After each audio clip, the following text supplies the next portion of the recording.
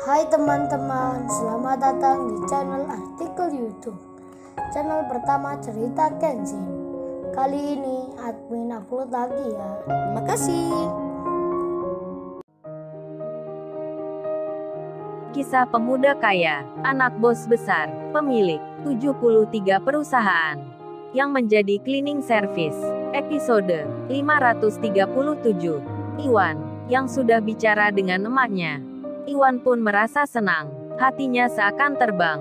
Sebentar lagi akan menikah dengan wanita kota, yang cantik, baik, dan rupawan.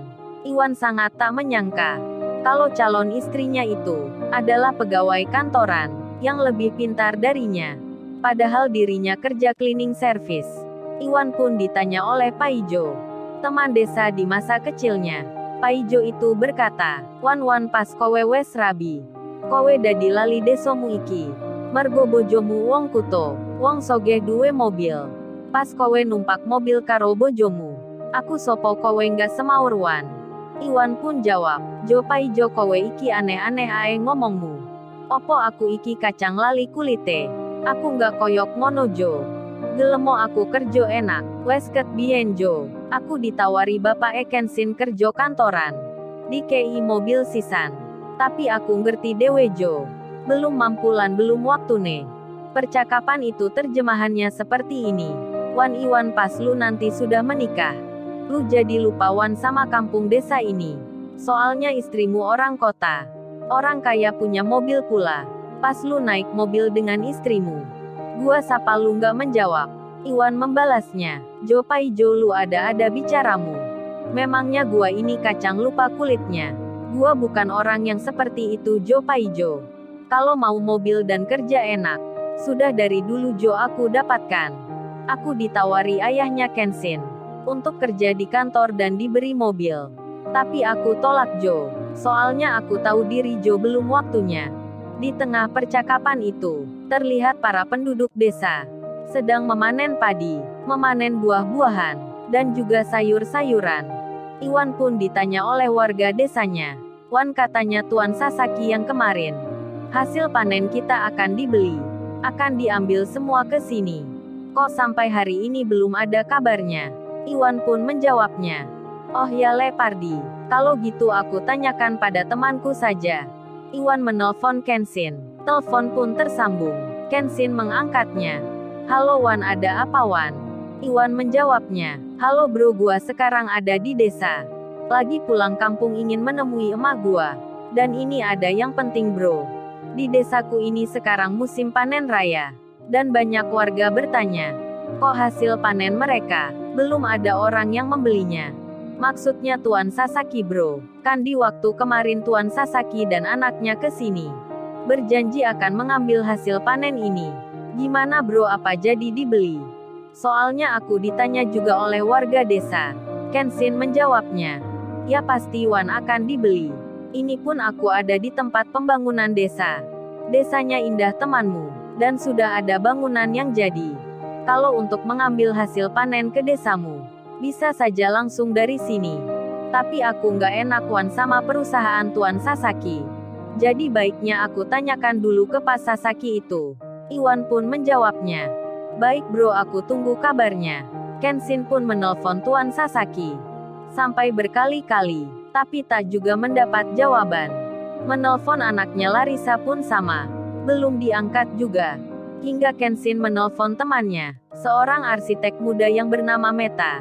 Meta pun mengangkatnya, dan Kenshin bertanya, "Oh ya Mbak Meta, saya Kenshin. Mau bertanya di mana ya Tuan Sasaki? Saya telepon kok nggak bisa." Telepon Mbak Larissa juga sama. Meta yang mendengar itu, nomor tak dikenal ini nomornya Kenshin. Meta pun merasa segan jadinya.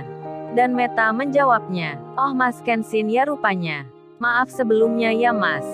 Kita belum bisa melanjutkan pembangunan di desa itu. Semenjak 2 minggu lalu, kita memutuskan berhenti sementara.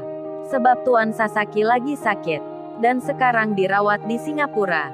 Larissa pun ikut menjaganya. Dan kita tak sempat mengabarkan. Sebab rencananya minggu ini akan dilanjutkan lagi. Tuan Sasaki khawatir kalau akan mengabarkan kondisinya. para karyawannya akan berhenti. Maksudnya mereka tak kerja. Jadi kita memutuskan begitu, biar proyek tetap berjalan. Ini pun saya kerja di rumah, menggambar Dena bagian yang belum jadi. Kenshin menjawabnya. Oh begitu rupanya Mbak Meta. Pantas saya telepon kok nggak bisa. Sebenarnya nggak apa dikabarkan saja. Kalau sakit lebih baik berhenti. Dan jangan khawatir soal keuangan. Itu akan tetap berjalan. Kenshin pun lalu bertanya, terus di mana ya Mbak alamat rumah sakitnya? Dan Meta temannya Larissa itu memberitahukan ke Kenshin. Tempatnya ada di Singapura, termasuk kamar dan nama rumah sakitnya. Kenshin pun akhirnya jadi mengerti. Dan dikabarkan pada Iwan. Kalau Tuan Sasaki lagi sakit. Dan hasil panennya besok akan diambil. Semuanya akan dibeli. Kemudian, Kenshin mengabarkan pada ayahnya tentang kondisi Tuan Sasaki, relasi mitra perusahaan, yang sekarang dirawat di luar negeri. Ayahnya pun memerintahkan pada sebagian orang pentingnya, untuk segera melihat dan menjenguknya. Termasuk Kenshin yang akan ikut pula. Namun sebelum itu, setelah sampai di rumah istrinya, Kenshin bilang ke Kaori, Kaori aku besok bersama pegawainya ayah, akan ke Singapura. Menjenguk Pak Sasaki, mitra kerja perusahaan yang lagi sakit. Sedang dirawat di sana. Apa kamu mau ikut Kaori? Kaori menjawabnya. Apa kamu harus ikut juga saya menjenguknya? Kan sudah ada pegawainya ayah. Kenapa kamu harus ke sana? Kenshin membalasnya. Kan aku yang bertanggung jawab Kaori. Yang diserahi tugas oleh ayah. Dalam proyek itu, masa nggak melihat mitra kerja yang sakit? Kan itu bukan contoh yang baik. Kaori menyahutnya. Terus menurutmu aku ikut atau di sini saja ya Sai? Kalau kamu mengajakku ya aku ikut. Kenshin menjawabnya. Oh ini Kaori baiknya. Kamu di rumah saja ya. Aku nggak lama kok di sana. Paling juga 2 hari. Kaori pun berkata. Nah kan aku udah bisa menebaknya. Jawaban kamu Sai pasti begitu. Kamu sekedar berucap saja. Hanya sekedar mengajak, tapi nggak serius, alias kamu hanya minta izin. Aku udah tahu saya akan sikapmu. Kenshin tersenyum sambil bicara. Iya nih istriku, kamu tahu aja, aku minta maaf ya, kan istriku ini lagi hamil.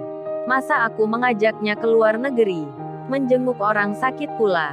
Pasti mama dan ayahmu nggak setuju. Apalagi mamaku, pasti aku dilarang untuk mengajakmu. Soalnya membahayakan cucunya. Kenshin sambil mencium keningnya Kaori. Kaori pun mengerti, dan langsung ia bilang, ya sudah Sai tapi kamu harus hati-hati ya. Dan cepat pulang kalau sudah selesai urusannya. Kenshin pun diizinkan. Sementara itu, Meta arsitek muda, ia lupa tak memberi kabar pada Larissa. Kalau besok ada pemimpin perusahaan lainnya, yang akan menjenguk ke Singapura. Termasuk pula ada Kenshin yang turut juga ke sana.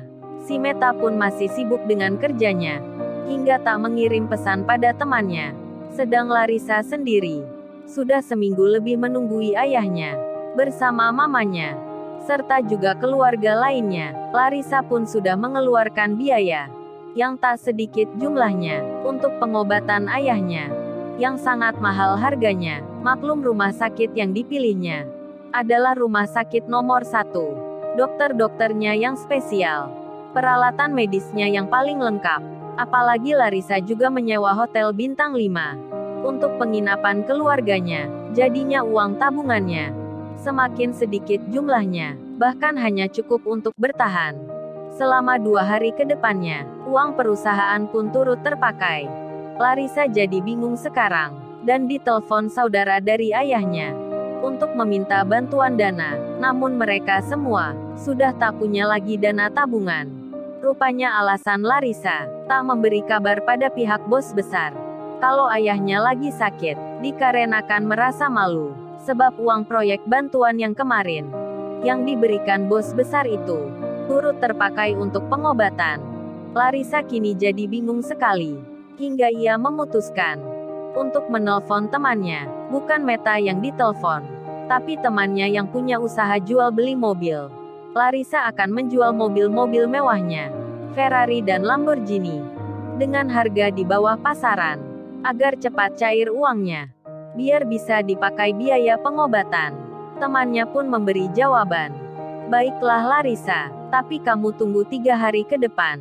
Karena pembelinya masih di luar kota. Katanya akan melihatnya langsung. Larissa pun berharap sekali. Kalau mobilnya akan laku dijual. Namun 1 jam kemudian, temannya itu menelponnya. Oh ya maaf Larissa, barusan aku dapat kabar.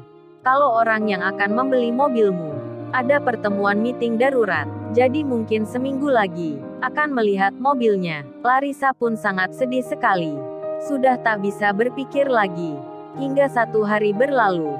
Dan di hari ini, Kenshin yang bersama pegawai ayahnya, akhirnya berangkat menuju Singapura. Larissa pun masih belum tahu kalau Kenshin akan datang untuk melihat ayahnya. Lalu, bagaimana kisah selanjutnya? Subscribe channel ini untuk episode berikutnya. Terima kasih. Jangan lupa ya guys, untuk kelanjutan ceritanya ada di artikel YouTube. Jangan lupa subscribe ya guys, dan tekan notifikasinya